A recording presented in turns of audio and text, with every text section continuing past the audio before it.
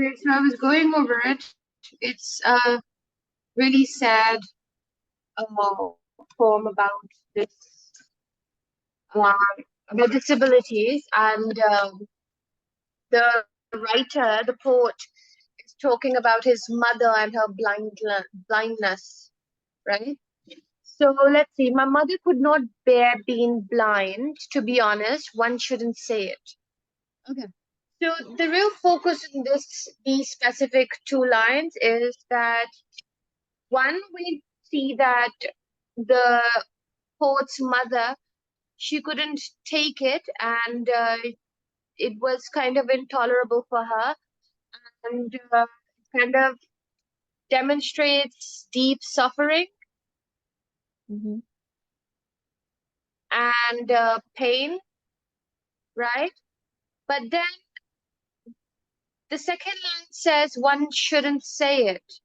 This focuses on, how people with disabilities are expected to be, to look strong and hide their disabilities and hide their pain and kind of embrace it like it's no big deal. So people with disabilities are expected to act strong. So one shouldn't say it. This particular statement where it says, because you know how the mother's confession where it's her inability to kind of take that pain, but for his mother it was kind of too much for her, and the fact that he says one shouldn't say it is that people with disabilities are expected to to kind of conceal their terrible suffering, right? Yeah, can you hear me? Yeah. Yeah, okay. And so one should hide the fact that catastrophic handicaps are hell, one tends to hear. So here again, we see that he's adding to the part where that the people. This is further addition as to how the people should hide. Uh, how um, you know how is so they should be brave. They should they're expected by us to be brave, and they and kind of speak about their pain, um demonstrate that they're not getting affected, right? So demonstrate.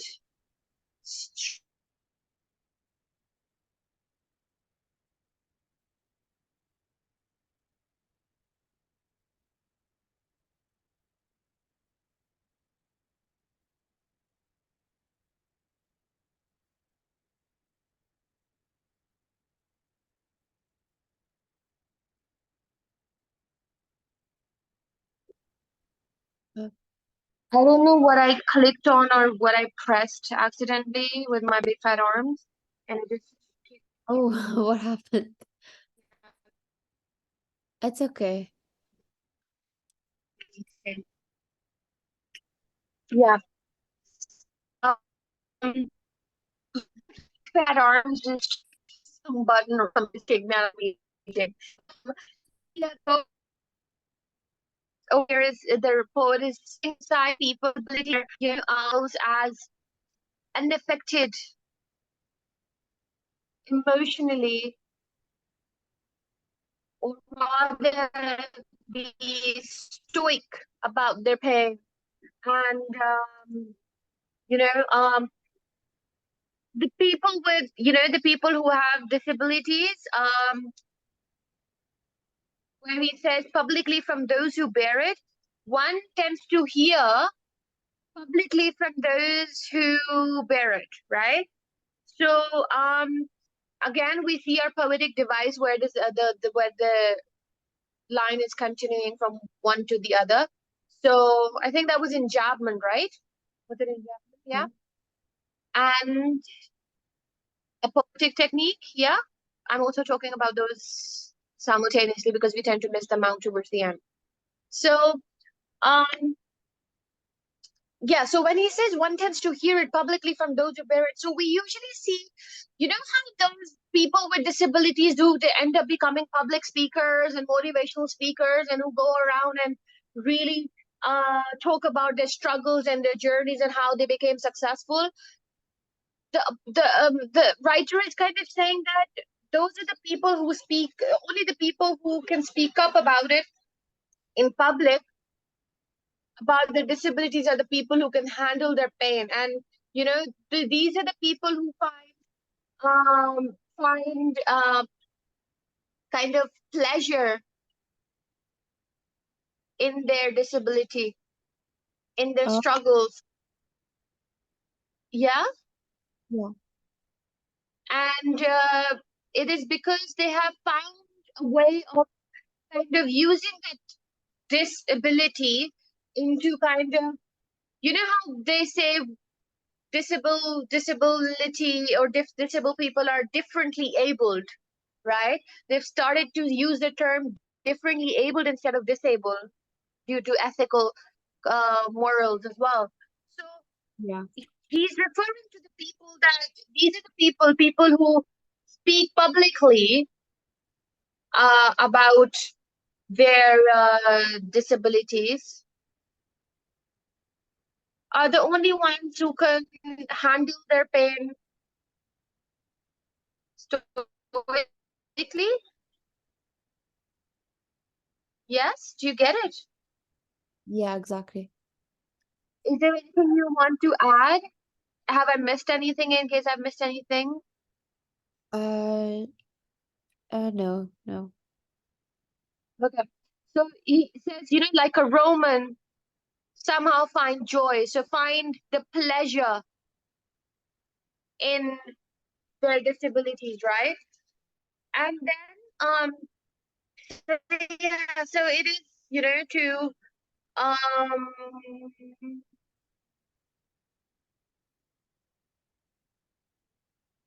okay, so next part, in the fight, she turned to me once in Paris restaurant, still not finding the food on the plate with the fork, or not so that it stayed on it. Try it in a pitch black room, and whispered, "It's living hell, to be honest, Adam." So, here he's adding an anecdote of an incident where he was out with his mother at a restaurant in Paris, and that's where she makes her confession that um, it's a living hell. This is her making her confession that this is too much for her, and this is how we find out that for his mother, she cannot take the pain. And so we see in a fight, she turned to me once in a Paris and still not finding the food on the plate with a fork. So he's given an anecdote of the time when his mother was struggling to you know to be able to eat her food herself, right? So this shows her struggle through an anecdote, and we see that she she was struggling with it. Also says try it in a black room. When he says try it in a pitch black room, where he is really putting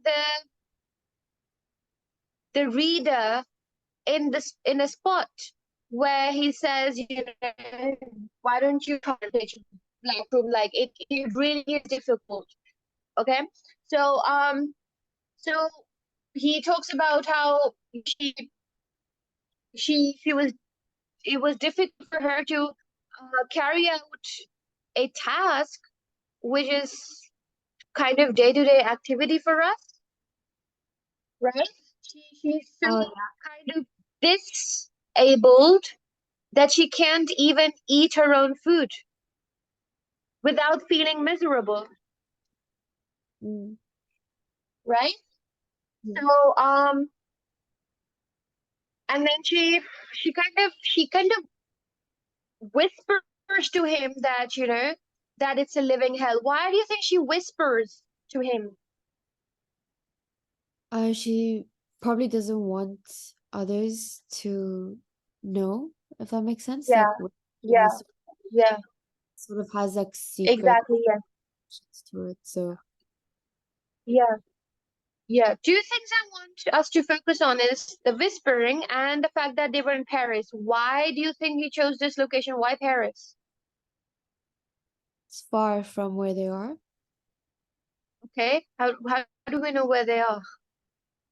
Wait, but don't they talk? Oh no. She turned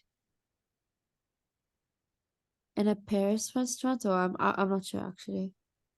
Yeah, well, I think they're in Paris, and the reason why he chose Paris is because, Paris is known for elegance and a good lifestyle and a good living, and the luxury and happy. Everybody, he just wants to go to Paris because of the lifestyle that's there, right? And that's perhaps the reason why he might have chosen this place. So we could say that, for even though despite her being in a place where people go out, live out an elegant and good life, she isn't even able to find pleasure in a place like that. So with a disability, with being blind, you can't even find pleasure and play as places as good as Paris, right? So she is kind of unable to find pleasure from life, um, a place as good as Paris. Um, and well, like you said, when she whispers to her son, perhaps yes, she doesn't want others to hear, like, as if it's something that shouldn't be overheard. Oh yeah.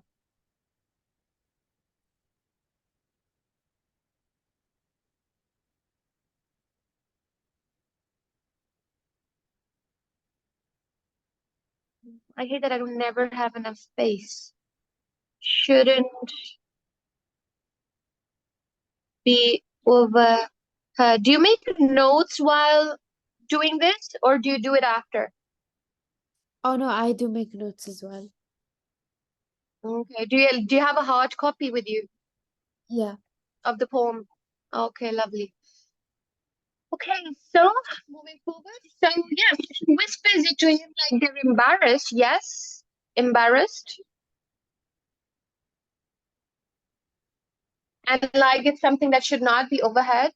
And when she says it's a living hell, it's like, she confided to her son that her blindness is hellish, and if she didn't hold out hope that someone might somehow find a cure, she will kill herself, right? So we see two things here: hope and perhaps suicidal, right? Where it says that this kind of shows that yes, she still has some hope left in herself, that maybe there might come a day when she might be cured as well, right? If I gave up hope of cure, I'd bump myself. I don't recall what I replied. After which he doesn't recall what he replied. um so she kind of feels like she wants to kind of give up, right? So she does see that she there is hope, and there is a feeling of, you know being suicidal as well, right? Um, so we do see some dark text here as well. So, and it's a very typical thing to do, for somebody to go through um such a difficult time. They would want to um kind of end their life, right? So and somebody, we usually expect older people to rather be more sensible, and it's a surprising thing to hear from a women, who is old enough to be sensible and all. So Yeah. we see that he doesn't know what he replied to. So he doesn't know his reply. Perhaps he felt emotionally frozen. His response, and he knows that it didn't feel, helpful. He wasn't really helpful because he was perhaps he was feeling, useless, right? So when he says the locked in sun, but it must have been the usual sob and inadequate, the locked in sun. So he's trying to perhaps talk about how he is um, inadequate, he's locked in, he's, his hands are tied, you could say. Mm-hmm. Perhaps he feels helpless too by looking at his mother's miserability. And he doesn't recall because maybe he's emotionally frozen, Yeah. right? Um, and hold on.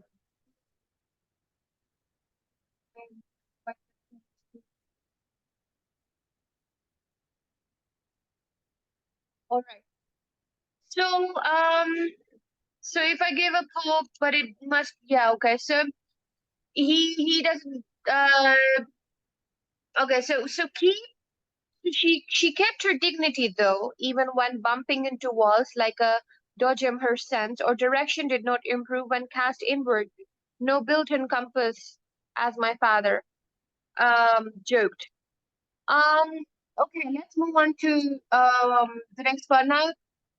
Despite of his mother feeling, really miserable about her disability, she still held it with dignity, we could say. Um, so she kept her dignity even though when bumping into walls, or not having a sense of direction. Despite of, she was bouncing off, getting hit by walls, obviously because she couldn't see. And despite of that, she was miserable. We see that despite she was miserable, she was bumping into walls. Despite of that, she kept her dignity, right? And despite of the fact that it kind of shows that her husband was not very supportive because he's kind of making jokes about her. So we can see this over here. Not built-in compass. What do you think he means by that? Oh, like it's to do with her direction, like compasses give directions for us, but Don't know. she. Are you there? Can Huh? you hear me? Sorry? Yeah, I can hear you. Can you hear me? Hi, am I audible? Can you hear me? Do you know, I think it's my internet and not my um can Can you you? hear me? Yeah, I can hear you. If you can hear me, just give me a moment. I'm switching my Wi-Fi. Okay.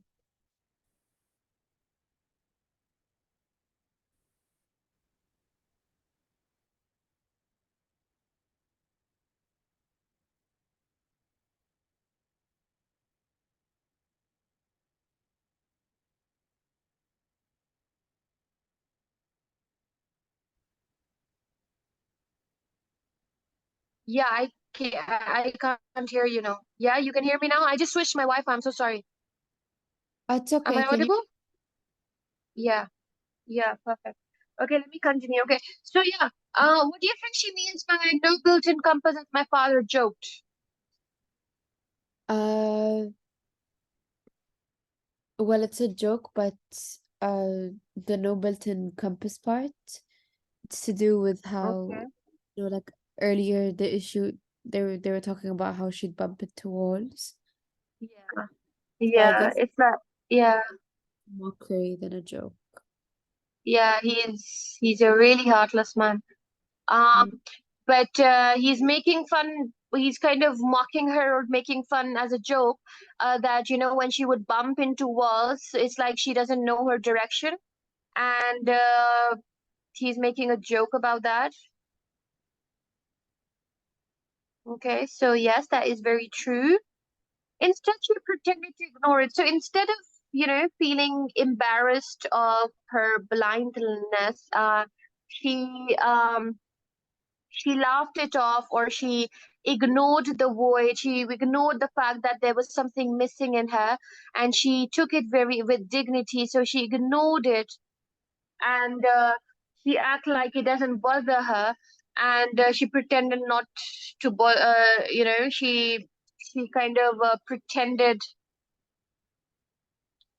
it didn't bother her, and you know um she she just brushed it off like it was nothing, right? So you could even say that the fact that she laughed it off, and rather she even smiled.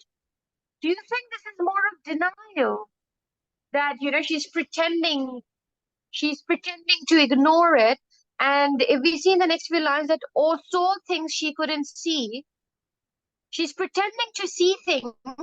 She's smiling when kids would offer her latest drawings. Like she can see that the drawing is really nice, or she is kind of ignoring, she's been mocked or laughed at, and she's ignoring her void. Do you think this is more denial as well? Like she's in denial that she's blind. Yeah.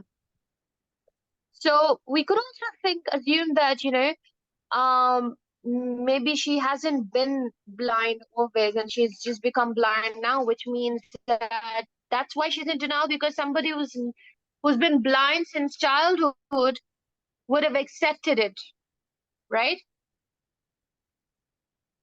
Yeah. Yeah. So yes, so we see that with her family, with we'd forget at times that the long slow slide had vision, finish in a vision. So her family kind of also have, by the she used to pretend so much that her family started to begin to forget that she's losing her sight,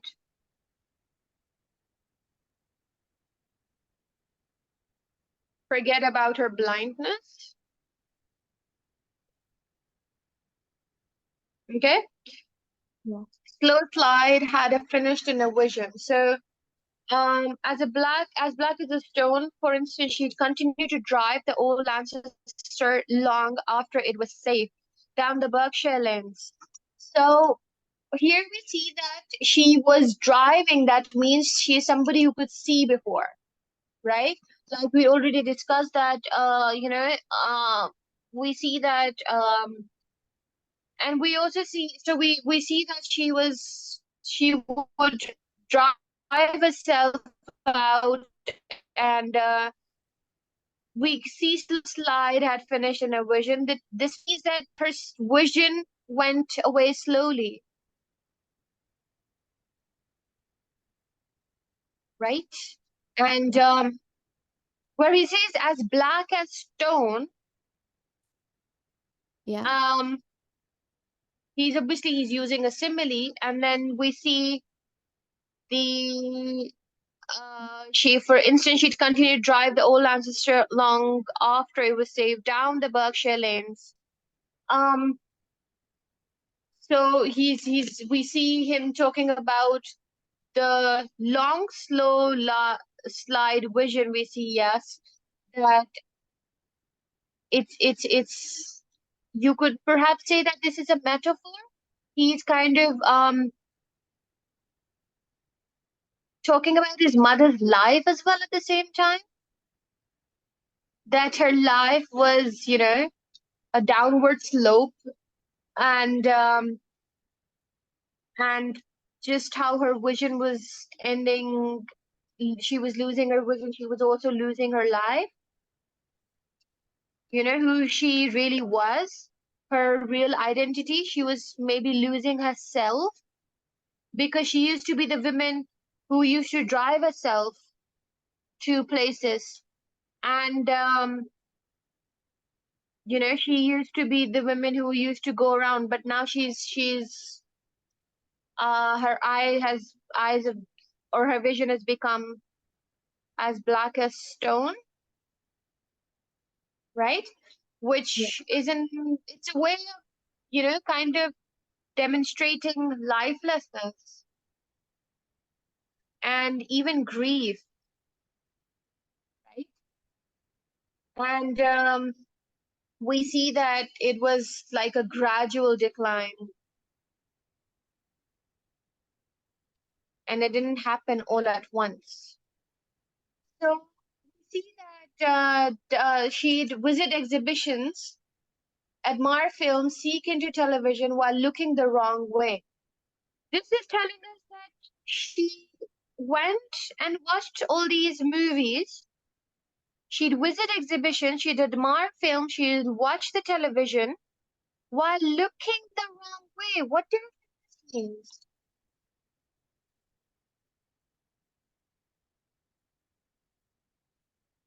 Sorry, Can you- I couldn't hear at the end. So he says that she'd visit exhibitions, admire films, sink into television while looking the wrong way. What do you think this means? Uh,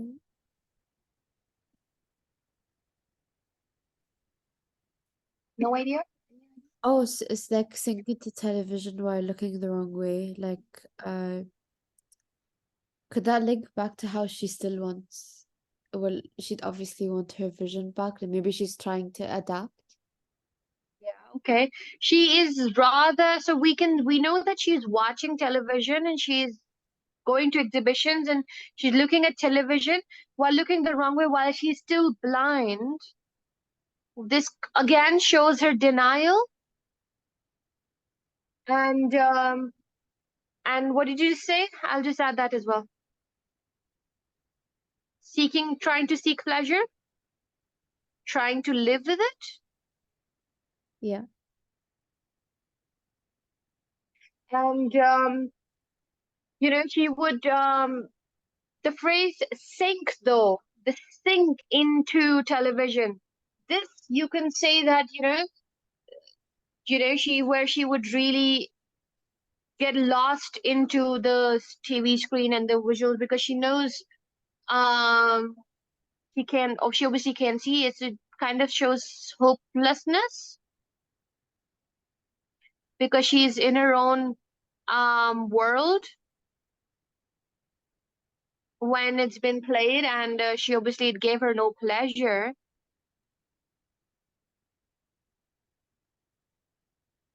And so he's kind of, so we know that the mother is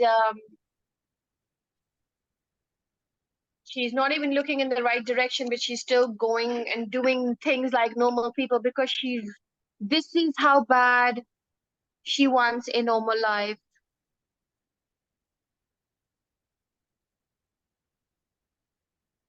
right?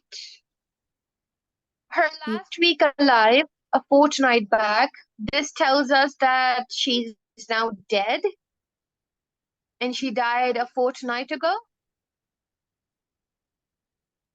right? So yeah, we know that she died, what, 2 weeks ago? Fortnight is 2 weeks, right? If I'm not wrong. yeah, Yeah, and that's when she was alive, so we know that she's dead. Was golden weather, of course, the autumn trees around the hospital, so we know that she died in a hospital.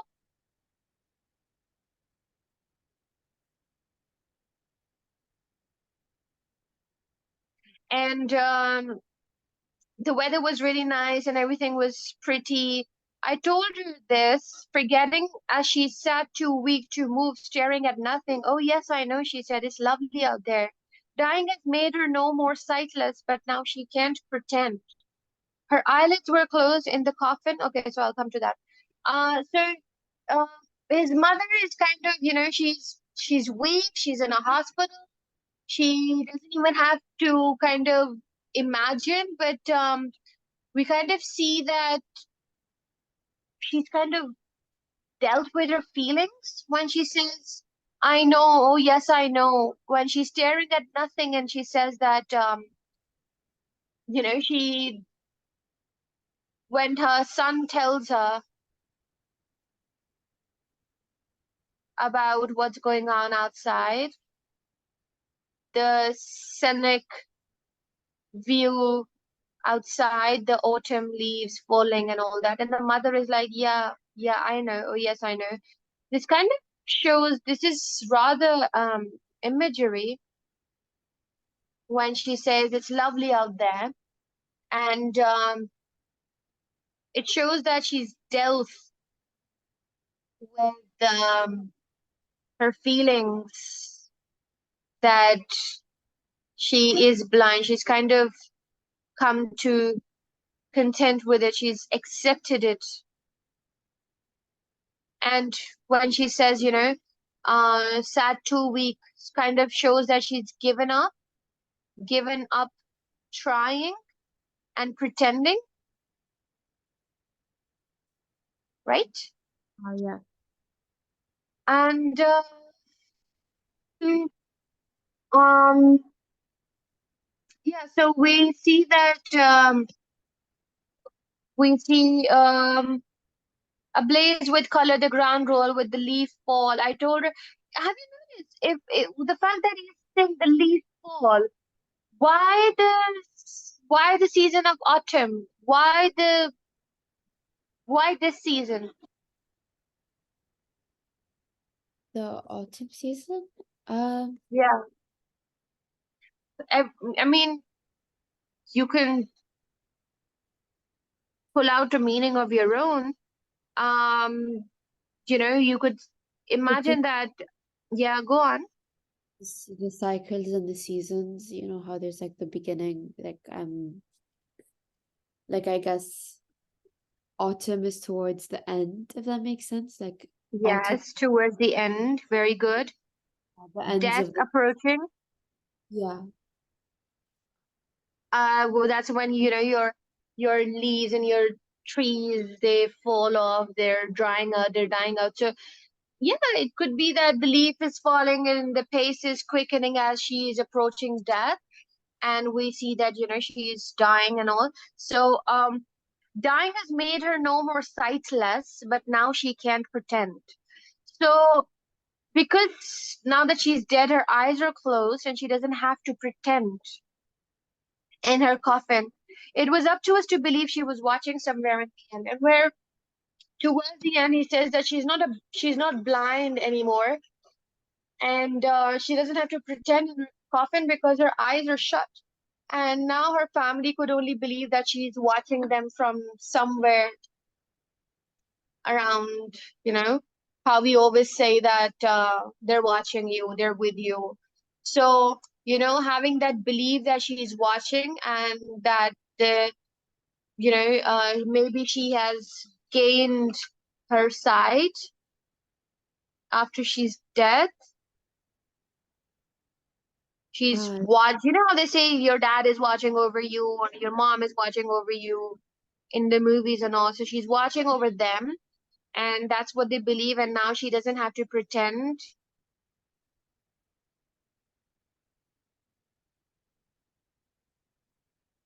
And now that her life is ended, so so all of that. And that is the end of our film.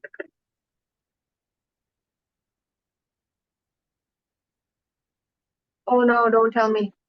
Oh, any questions? No, no. No? What Okay. Yeah, would the structure? yeah, I'm coming to that. So let's look at some themes and then the structure. So themes, what do you think the themes are? I guess like grief. Uh, Grief,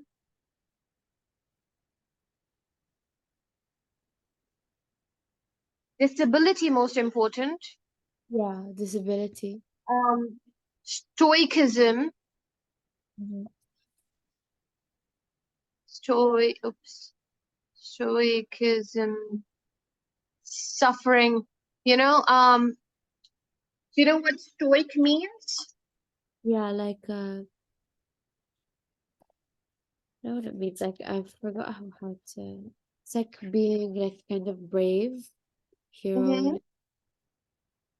Yeah, perhaps looking for more positivity in your in the things, bad things going on around. So they believe that the more positive emotions that you have, the more um it'll take over your negative ones. Ah, okay. Yeah. And somebody who's stoic is somebody who is, who can endure their pain and their without showing their suffering. So there's somebody who's brave enough to kind of um go over their pain without complaining. And that's what is expected of people who are disabled, according to the writer. But that's not how it was for his mother. And it's probably not for a lot of people anyway.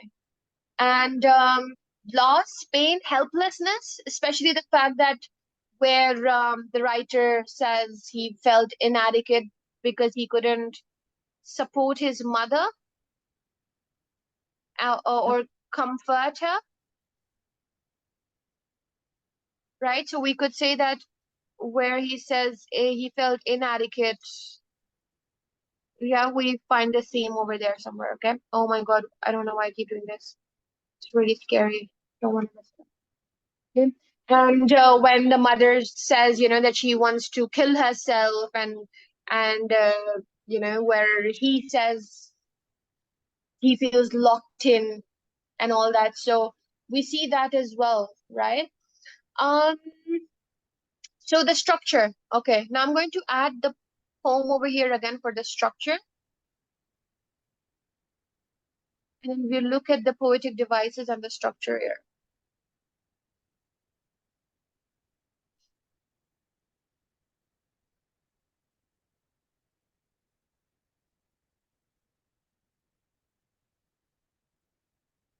Are you aware of the poetic devices?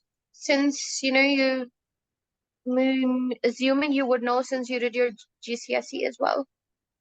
Oh, sorry, what? For Your poetic devices? oh yeah.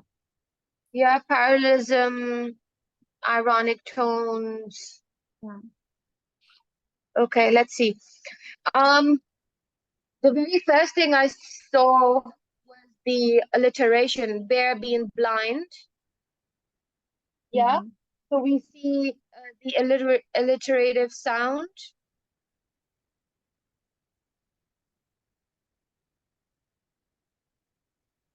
here, and then when we see the where he says um, catastrophic handicaps are hell, um, we see some parallelism here. What is parallelism? Uh, kind of like reflects back Okay, to like another it's point. Does that make sense? okay. It's actually a comparison, right? So, What? it's a way of, creating like two parallel statements to kind of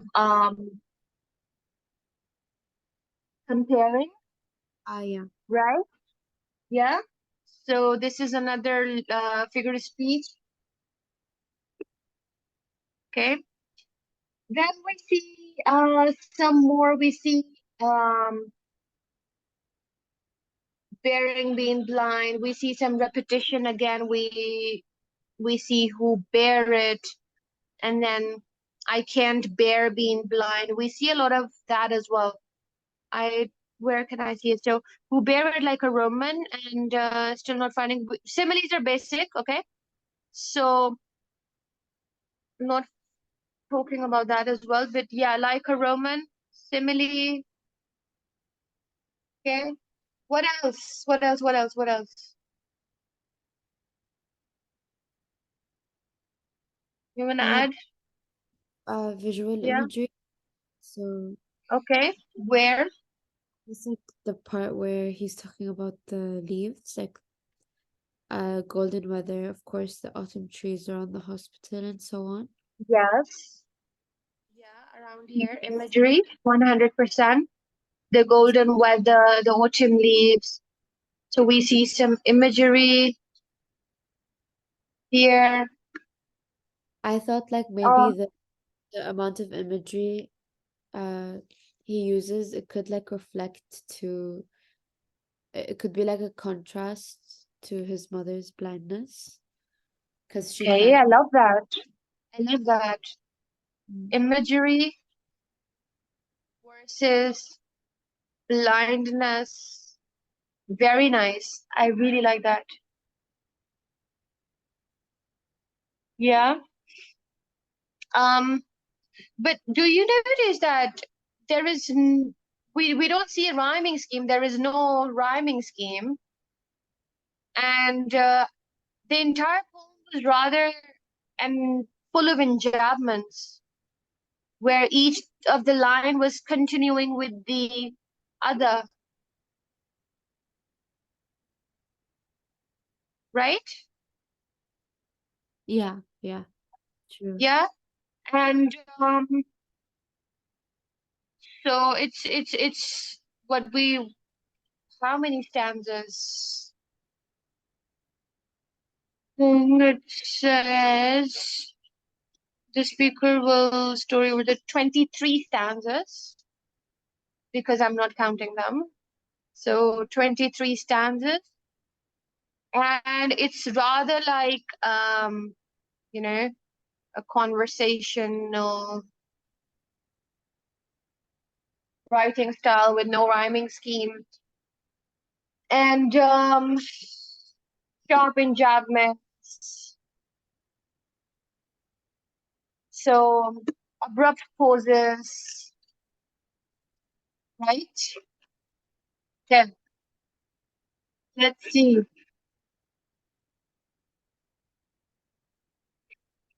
You want to add anything else? Uh, no, no, So I'm not just really. looking a little bit, searching a bit more on the structure if we can find anything. Okay. But I feel like we've covered the basic.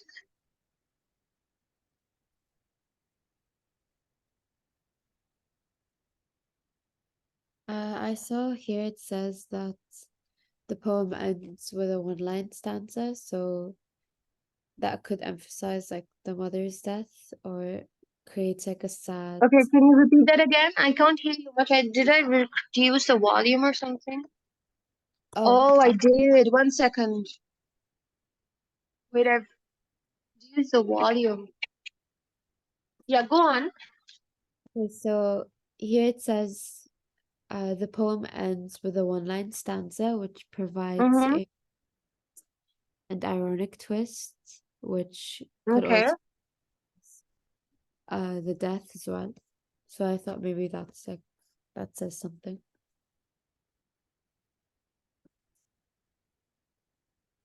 One line stanza. Yes, very good. Ironic twist.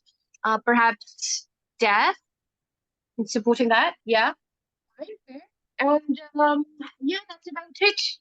Okay. Um,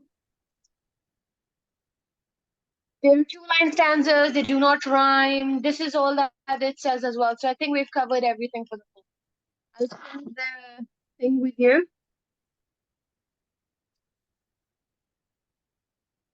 the document with you. Do you have any questions? No. Okay. I'll just send you the doc and I'll see you tomorrow. Are we doing Othello tomorrow finally? Yeah, probably. Yeah, okay. I just totally forgot what's going on in Othello since we've taken such a long break. So let's do Othello tomorrow. Yeah. But if anything else comes up, do let me know. We'll do the poem or prepare for a test or whatever. Okay. Okay. All right. I'll see you. Bye bye. Thank you so much. I'll see you tomorrow. No problem.